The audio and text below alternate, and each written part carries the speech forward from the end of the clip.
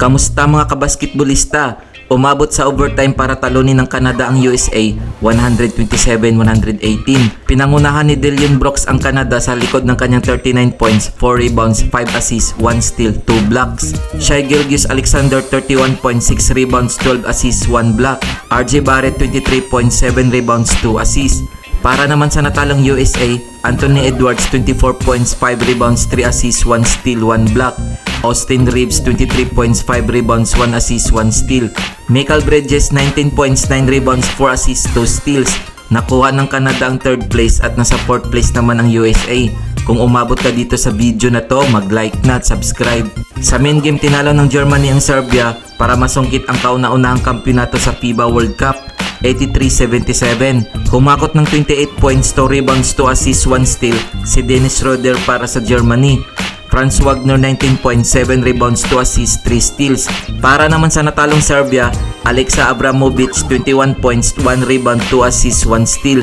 Bogdan Bogdanovic 17 points, 3 rebounds, 5 assists, 1 steal, 1 block.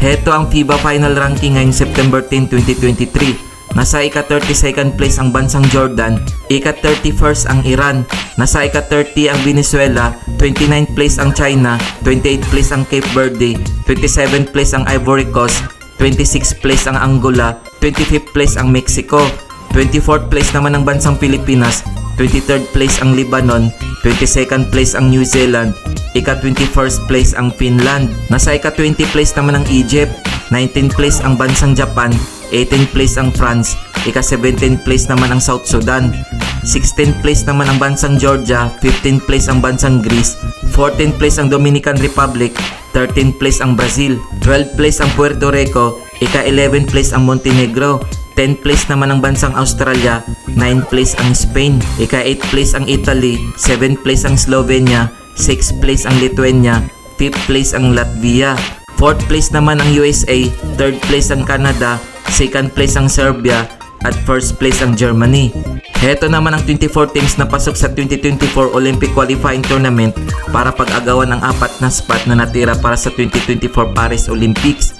Nariyan ang bansang Cameroon, Bahamas, Bahrain, Poland, Croatia, Egypt, Finland, New Zealand, Lebanon, Philippines, Mexico, Angola, Ivory Coast, Georgia, Greece, Montenegro, Puerto Rico, Dominican Republic, Brazil, Spain, Lithuania, Italy, Latvia, Slovenia. Heto naman ang mga bansa na pasok na sa 2024 Paris Olympics. Nangunang bansang France, USA, Canada, Australia, South Sudan, Japan, Serbia, at Germany. Habang ang natirang 4 na spot ay nakalaan para sa mga bansang mananalo sa 2024 Olympic Qualifying Tournament. Kung nagustuhan mo ang video na to, mag-like na at subscribe.